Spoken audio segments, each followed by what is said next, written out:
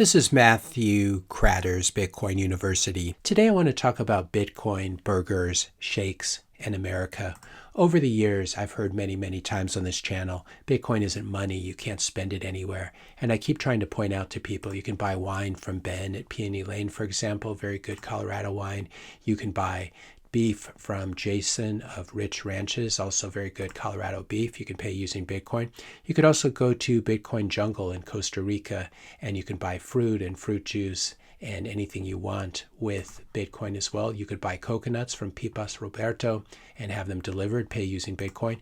Or you can just use the Bitcoin map, btcmap.org, and find places to spend Bitcoin near where you live, or you can also find online merchants. I think it's especially funny when it's the gold bugs who are telling me that Bitcoin isn't money, since there are probably like 3 merchants in the world who accept gold as payment.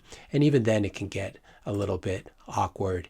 Every gold bug dreams of strutting through their post-collapse town, shaving off flakes of gold to trade for goods like a big shot. Gold is a very poor medium of exchange, as we can see, especially in the digital age. So that's why it's so exciting now to see a major U.S. business beginning to accept Bitcoin payments. This is Steak and Shake. Steak and Shake accepting Bitcoin payments at all locations starting May 16th. So that was yesterday, making the cryptocurrency available to our more than 100 million customers. The movement is just beginning. They got a great Bitcoin Steak and Shake logo here, and it's signed Steak Toshi. So you got to love that. While we're at it, let's observe a brief moment of silence and remember that Steak and Shake is accepting Bitcoin. They're not accepting Caspa. They're not accepting ETH, ultrasound money. They're not accepting XRP, the standard. They're not accepting Cardano, Chucky, Hosky, Burger Coin, and they're not accepting Hex, Spam King Coin.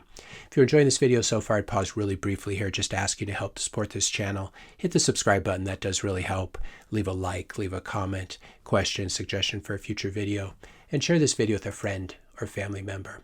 Also, unfortunately, it looks like Steak and Shake is not accepting Bcash. Roger Ver watching us all buy Steak and Shake burgers and beef tallow fries today with Bitcoin. Roger, I paid for this burger with Bitcoin. That is impossible. So Steak and Shake has begun to accept Bitcoin, as Steak Toshi tells us here. Here's Trey Sellers at a Steak and Shake buying a burger and tallow fries. And it looks like it was a really good experience, really easy checkout and everything. I think he'll show the screen right here in a moment. So yeah, you can just check out on the screen using any Lightning mobile wallet. Bob Burnett saying it was very elegantly done. They have only touchscreen ordering and payments are automated into the terminals. My payment was simple to make and instant. It was as easy as a credit card, and using cash would have required many more steps. So as you can probably tell by the way I'm talking about this, I haven't been to a Steak and Shake yet. I have been sick the last few days, so just trying to lay low. But I look forward to trying to buy a burger with Lightning Bitcoin. Here's CryptoB Kyle saying that he just bought his lunch with using the Aqua Bitcoin wallet, and you can see here the options on the screen: pay with credit card, pay with gift card, and pay with Bitcoin. It's pretty funny actually. At the top of this terminal it says credit only, which is of course ironic because one of the nice things about Bitcoin is it is asset-based money. It's not debt-based money, and so calling this credit is, it making it fit into the normal categories. But definitely Bitcoin is not a debt instrument. Steak and Shake now accepting Bitcoin. This is the first documented payment from a non-custodial Zeus Lightning wallet. So that's exciting to see. It's exciting to see people using non-custodial wallets. That's very important as well. That's something we need to talk about more when it comes to Lightning on this channel. BitPain pointing out here that Steak and Shake integrated Bitcoin payments before Square or Block did, Block formerly known as Square. So that there is an irony there. Joe Nakamoto saying, I'm loving the American spending sats at Steak and Shake. And to those Bitcoiners who are commenting on those posts saying, taxable event, or you will regret spending those sats, you just don't get it. You have a job waiting for you at the Financial Times. This is a question that comes up and will probably come up for this video. Why would anyone want to spend their Bitcoin instead of spending dirty fiat instead? This is the reason, because it's good for the Bitcoin ecosystem to get more and more people using Bitcoin as a medium of exchange rather than just saving it. So I think Bitcoiners should go out of their way to support merchants who accept Bitcoin. This is another way that we increase Bitcoin adoption and move to a Bitcoin standard. Everyone now knows that Bitcoin is a great inflation hedge, and great savings technology. But Bitcoin is also great for spending. And here's the thing, you do spend money every day, don't you? I know that you do, unless you're a monk or a nun. So try to get into the habit of paying with Bitcoin whenever you spend money. Don't spend your long-term Bitcoin savings. That's not what I'm saying. Keep that money in cold storage. Instead, what you can do the spend and replace method. So you download a Lightning wallet on your phone, like the Aqua wallet, like Strike, Phoenix, Zeus. There are many, many of these that are good.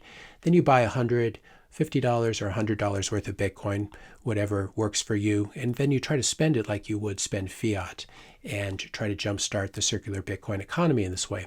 And then when it runs out, you buy another $50 or $100 and repeat. People have begun to call this spend and replace. I almost did a title for this video, almost made it work, stake and shake and spend and replace, but it didn't quite work. Message to President Trump and the Congress, please get rid of the capital gains tax on Bitcoin.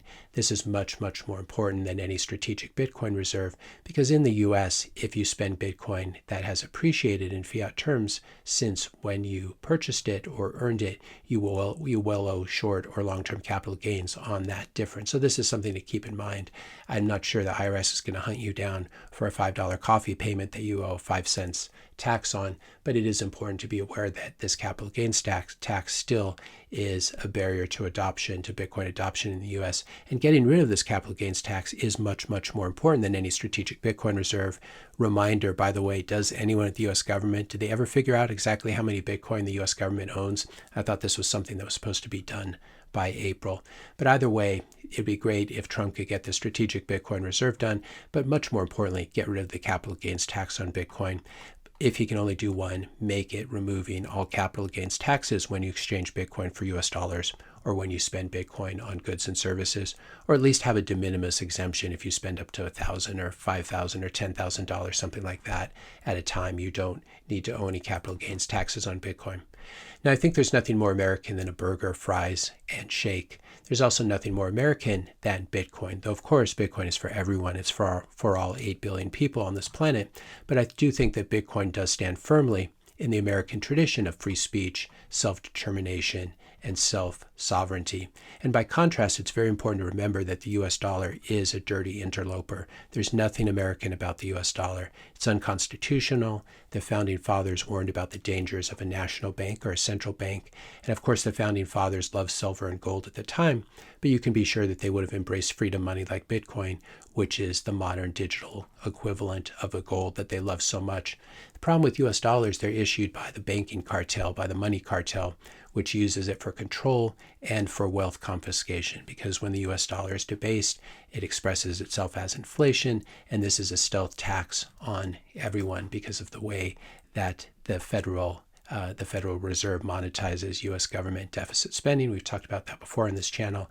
If you take a look at any paper money like a US $1 bill, you can see at the top it says Federal Reserve Note. So this really is this alien being that was issued by this occupying force, which is the central bank.